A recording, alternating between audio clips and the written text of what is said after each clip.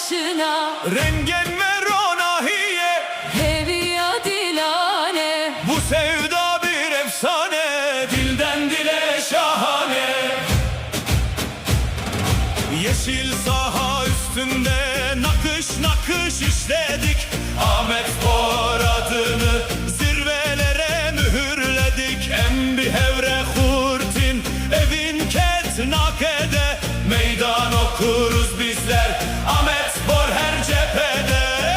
Despides, yürek yüreğe, Lechin tembur lechinde, açıldı yeni hedef. Lechin tembur lechinde, Açıldı yeni hedef. Lechin tembur lechinde.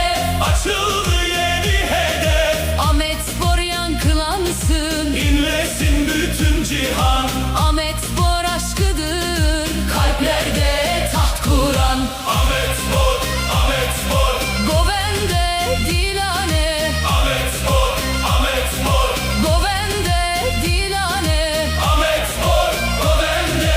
dilane dilane, Şampiyonluk nişane. şampiyonluk nişane.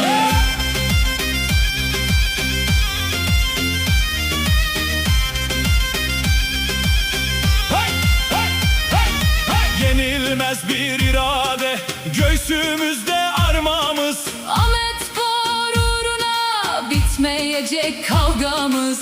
Reyame serkeftine, Ahmetspor bereketi, bütün Türkiye duysun bu eşsiz hareketi. Bir sevda düşün ki koca şehri uyandırır, küllerinden yandırır. Lechin tembur lechinde, Açıldı yeni hedef. Lechin tembur lechinde, Açıldı yeni hedef. Lechin tembur lechinde. Açıldı yeni hedef. Ahmetspor yankılansın, inlesin bütün cihan. Ahmetspor aşkıdır, kalplerde